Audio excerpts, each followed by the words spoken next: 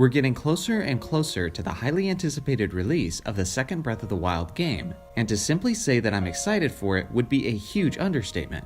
Despite the first game being the masterpiece that it is, no video game is completely perfect. So I've compiled 11 things that I think the second game definitely needs. Let me know your thoughts on these in the comments below.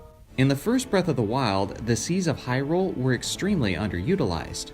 The amazing Wind Waker GameCube game showed us the joys of traveling the mysterious oceans of Hyrule. Now I understand that this was basically that game's version of Hyrule Field, and asking for anything close to that from Breath of the Wild is a ton to ask for, considering the sheer massiveness of the land of Hyrule as is. But with that being said, the ocean experience still barely scratches the surface on Breath of the Wild, which is just a bit disappointing when its atmosphere exudes so much promise. There's very few islands to explore, there's little to do once you're actually in the water, and having to commute on a raft with a Korok leaf isn't just tedious, but it's also annoying. The sense of adventure almost dies completely once you've reached the shores of Hyrule, which is unfortunate, because with just a little bit more attention given to it, I think it easily could have been one of the most exciting parts of the world. Also, why the heck can't I fish in this game? Sure, that might seem like an insignificant detail to most of you, but some of us really enjoy fishing. It's traditionally been a staple for years throughout the Zelda games, but for some reason, it's not an option on this one. I can catch a freaking moon in Mario Odyssey with a fishing pole, but I can't use a pole to catch fish in Breath of the Wild? There's even a town in the game that's all about its sea life, its seafood, and its island resort atmosphere, but yet, I can't fish there. Anyway, the game is clearly about its general calming and peaceful experience, but maybe a little too peaceful. I realized as I was screen capturing these hours of footage how little fighting is actually necessary. Every once in a while, you'll have the typical Guardian Shrine enemies that you have to destroy to proceed. And of course, there's the bosses. But other than that, the game is mostly made up of a lot of baddies in Hyrule that you can simply ignore and run by. It would be nice if the next installment introduced some new enemies and found creative ways to put Link in more situations where combat is required. Which brings me to my next point. I won't harp on this aspect for too long because it's possibly the most common criticism of Breath of the Wild, but I have to talk about it at least some. From its very origins, Zelda games have always had darker, gloomier dungeon levels sprinkled throughout the game. Typically, dungeons also introduce new enemies to the experience with each additional dungeon, which is something Breath of the Wild is lacking in diversity of enemies. I enjoy the divine beasts and even the shrines, but there's certain things that dungeons provide that these don't. Once again, combat was more essential in the dungeon levels, and they also gave the game a more darker and serious tone. It made for a terrific balance between the light and hope of the land of Hyrule and the gloomy and sinister depths of the dungeons. I find Breath of the Wild pretty lacking in this area. Again, I like the divine beasts, and I think they were cool new additions, but even they don't carry that fantastically eerie feeling of dread that the iconic dungeons did. Something else that was pretty much non-existent in Breath of the Wild was mini-bosses. They used to be fun and interesting new challenges that prepared you for the upcoming heavyweight matchup. In many cases, the mini-bosses were more memorable than the actual bosses. Some 90s kids like myself may remember the electric slime creature at the end of the water temple, but the mini-boss battle with Dark Link? That is iconic and unforgettable. Mini-bosses could help alleviate several aspects I've already mentioned. They would add some much-needed combat to the sequel while also giving the game a more sinister tone. Something else that could significantly improve is the sense of gratification with the weapons and items you obtain. One of the controversial aspects of this game is the breakable weapons, and if I'm being honest, I thought I would hate this aspect more than I did. Once I got the Master Sword and realized it had just a 10-minute cooldown, a lot of my frustration was alleviated. But with that being said, there are still very few items and weapons that truly leave you feeling satisfied and accomplished after obtaining them. For example, past Zelda games have given you stuff like the boomerang, the hookshot, and the Megaton hammer. And once you had these items, they were yours to keep. No ifs, ands, or buts about it. It was an enjoyable experience to add something to Link's arsenal that opened up the world to him in ways that it hadn't before, but now everything just seems so temporary and naturally insignificant as a result. Thank you, Link, for avenging my dead daughter and for saving our entire land. Our gratitude cannot be understated. We are forever indebted to you. Now please, accept this reward. It's a below average to mediocre at best staff that you may or may not enjoy for 5 minutes before it inevitably shatters into a million pieces. You see how disappointing some of these aspects are? Many of the subquests are more of the same. For example, I'm in Kakariko Village, and I'm assigned the task of collecting chickens for this resident and returning all 10 to him. And as I'm doing it, I'm eagerly anticipating what the reward will be. I remember doing this same task in Ocarina of Time, and as a reward in that game, you're given a bottle. Now, if you've played any previous Zelda games, then you know that bottles are a really big deal. You can store potions in them for both magic and health, you can also store bugs in them, and even special elements in them as well. Probably the most useful aspect was the ability to store fairies, which is an instant revival and another opportunity after a failed attempt. So after a half hour, I've got all the chickens, I return them to the resident, and what do I get this time? 50 rubies. Are you kidding me? Now mind you, at this point, I had over 36,000 rubies, so I can't possibly understate how insignificant this reward was. I could have simply collected gems and sold them for 3 times the value in less than half the time it took me to collect the chickens. Simply put, the sub-quests are not crucial enough to keep me interested. Other than the main story sequences and the shrines, nothing else is really necessary or significant.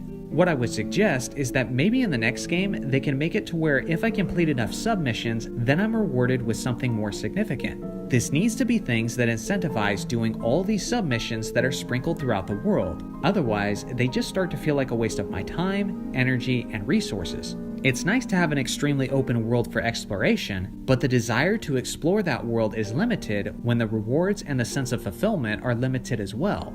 I had this open world game before me, but more often than not, I was still operating in a very linear mindset, which definitely wasn't what the developers intended. For the most part, Breath of the Wild's music relies on more peaceful and relaxing themes, which blend well with the nature and the atmosphere of this version of Hyrule. With that being said, I do occasionally long for some more adventurous and epic themes of the more traditional Hyrule fields. It would be nice to see more of those energetic and exhilarating themes incorporated into the game's sequel. Now, there definitely is amazing elements of adventure, but some of that sense of adventure is lost when traveling becomes too easy. Now hear me out, because this is one of my most unique and possibly odd criticisms that I make of this game. Horseback riding is great, and parasailing is great. Now please, let's keep it necessary to keep that means of travel. Here's essentially what I mean. The shrines and towers become instant teleportation locations once you initially access them, but they're sprinkled all over the map. So by the time you've traveled around the world for the first time, you can quickly access almost any precise spawn point you need to with the simple press of a button. At a certain point, horses became irrelevant, because why bother riding when I can simply teleport to the exact spot I need to go? I almost prefer it where shrines couldn't be used as travel, but instead only the towers. This would naturally keep all forms of transportation relevant no matter how deep you got into the game. Sure, it may seem more tedious initially, but I think it would naturally increase the sense of adventure and would keep the world from feeling like it's becoming smaller. By the way, fast traveling feels a little less special in this game, and it's kind of just what you do to get from point A to point B. In games past, fast travel involved some activity that was often tied to a special item like an instrument. In A Link to the Past, you play a flute, and your bird buddy sweeps you away and takes you to a location of your choosing. In Ocarina of Time, you use an ocarina, and you have to play a specific song that's associated with that location. But in Breath of the Wild, you access a location initially, and then you just basically travel there. There's no special song, no specific item involved, no unique character to assist you. You just go, and that's as interesting as it gets. This may seem like some extreme nitpicking at this point, but these details and magical elements are what make Zelda Zelda. If you sacrifice too many of these unique details, then you begin to have more of a generic adventure game, and less of the game that made Zelda the legend that it is today. Now, the end of the game has some awesome sequences as well. Seeing the champions get their revenge on Ganon with the use of the Divine Beast was a pleasure to see. Although I'm gonna be honest, I wasn't a huge fan of Calamity Ganon's first form. It's basically a somewhat annoying trope of a climax at this point. Man, I can't wait to see what Calamity Ganon looks like. Oh, he's a giant spider. Man, I can't wait to see the 3D version of Mother Metroid. She's a giant spider. Man, I can't wait to finally fight Sadler. He's a giant spider. So what's next? Spider Bowser?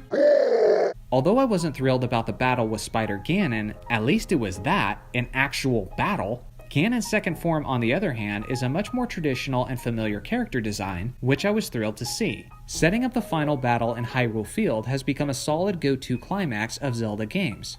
But unfortunately, the next bit was a bit of a letdown as well. At least if you're like me and want your video games to give you at least the most minuscule resemblance of a challenge. This fight doesn't do that, as homeboy Ganon literally just sits there the entire time. He seems to hardly notice as you're sending fatal light arrows at all of his weak spots. Again, it's not that these criticisms are meant to point out something that is completely bad, but rather I'm simply pointing out how something I enjoyed could have been perfected with just a little bit more attention to detail. Ultimately, I enjoyed this final sequence. The rain, the atmosphere, the music, the horse, the bow of light, Link's epic last shot, and Zelda delivering the final blow and fulfilling her character arc. Its ending was fantastic, and it wasn't quite perfect, but it easily could have been.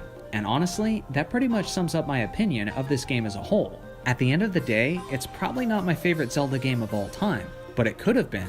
It seriously had that opportunity if it just executed some of the more crucial and important elements of Zelda games to its fullness. The developers of Breath of the Wild 2 have some big decisions to make. Do they continue to move the Zelda franchise away from its traditional rules, mechanics, and story threads, or do they go back to their roots and embrace what the longtime fans have been crying out for?